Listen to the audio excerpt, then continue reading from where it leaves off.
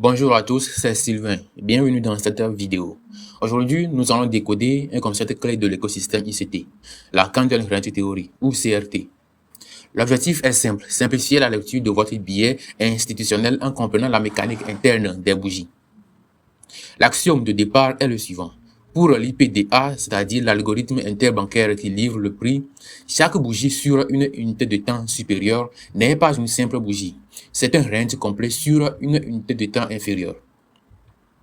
Si vous prenez une bougie weekly, son plus haut et son plus bas définissent les bornes d'une consolidation de plusieurs jours sur le graphique H4.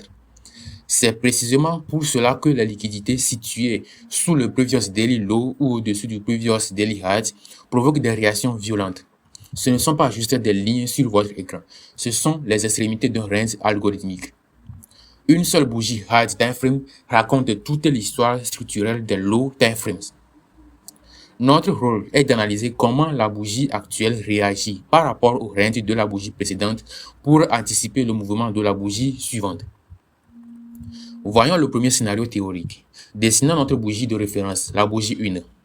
Elle possède un high et un low défini, c'est notre range établi. À l'ouverture de la bougie 2, le prix commence par s'extraire de ce range. Il franchit le high de la bougie 1. Visuellement, la mèche dépasse, mais avant la clôture, la pression s'inverse. Le prix réintègre le range de la bougie 1 et la bougie 2 clôture à l'intérieur de ce range. Que s'est-il s'est passé en low time frame? C'est l'application pure et exacte du Power of Three ou de l'AMD, c'est-à-dire l'accumulation, manipulation et la distribution. Premièrement, nous avons eu l'accumulation à l'intérieur du range initial. Ensuite, la manipulation. Le prix sort du range pour déclencher les ordres d'achat des acheteurs de breakout et absorber les stop loss des vendeurs. Ça s'appelle un tutor soup. Et nous avons eu la distribution. Le prix réintègre maintenant. Lorsque vous observez cette clôture interne, la probabilité pour la bougie 3 est mathématiquement baissière. La manipulation a eu lieu en haut. L'objectif algorithmique devient alors la liquidité située à l'extrême opposé du range, c'est-à-dire le bas de la bougie 1. Voyons maintenant le second scénario. Nous reprenons notre bougie 1 et son range. À l'ouverture de la bougie 2, le prix pousse à la hausse, traverse le height de la bougie 1, mais cette fois-ci, le corps de la bougie clôture fermement à l'extérieur du range. La traduction en low time frame est radicalement différente. Il n'y a pas de réintégration, donc pas de manipulation. Le marché vient de valider un BOS, c'est-à-dire un break of chart. L'algorithme montre une intention claire de continuation. Dans ce cas précis, le Power of Three classique est invalidé à court terme. La probabilité pour la bougie 3 est une continuation de l'expansion vers de nouveaux objectifs de liquidité plus hauts. La bougie s'est servie du high précédent comme d'un emprunt, pas comme d'un piège. Maintenant, quittons la théorie et passons sur les graphiques pour appliquer la méthode. Regardez cette bougie weekly ici. Nous remarquons son high et son low avec deux lignes horizontales.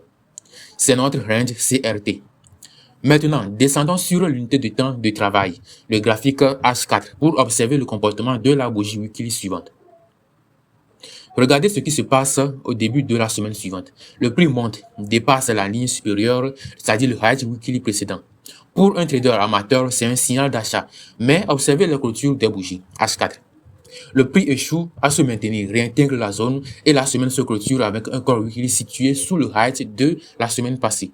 Le chemin de retournement CRT est validé sous mesure, c'est-à-dire l'accumulation dans le range, la manipulation au-dessus et la distribution baissière est amorcée. Il faut faire attention, la CRT ne se traite pas de manière isolée. C'est un outil de direction, c'est-à-dire un biais générateur. Pour entrer en position, vous devez coupler ce biais avec vos premium discount et raise, c'est-à-dire vos zones de premium et discount. Une fois la réintégration validée sur votre graphique de biais, vous tracez votre outil de Fibonacci de l'extrême haut à l'extrême bas du mouvement de manipulation. Vous identifiez la zone premium au-dessus des 0.5 si vous cherchez à vendre. Dans cette zone premium, vous cherchez la confiance. Ça peut être soit un fair value gap ou un order block institutionnel. Le trade s'exécute lors du retour du prix dans ce PDR en low time frame, par exemple en 5 minutes ou 15 minutes, avec pour objectif technique le côté opposé du range CRT initial. En résumé, retenez cette règle d'or. La direction du marché est dictée par la relation entre le corps de la bougie actuelle et les mèches de la bougie précédente. Une clôture interne signale une manipulation, donc on vise un objectif opposé. Une clôture externe signale une continuation, donc une poursuite du mouvement. Appliquez cette gymnastique intellectuelle en priorité sur les unités de temps majeures, c'est-à-dire monthly, weekly et daily. Ne faites pas du CRT sur du M1. Entraînez-vous à cartographier vos graphiques avec cette logique de range. Si cette approche rigoureuse du price action vous apporte de la valeur, abonnez-vous et laissez un pouce bleu. C'était Sylvain, bon trade à tous et à la prochaine.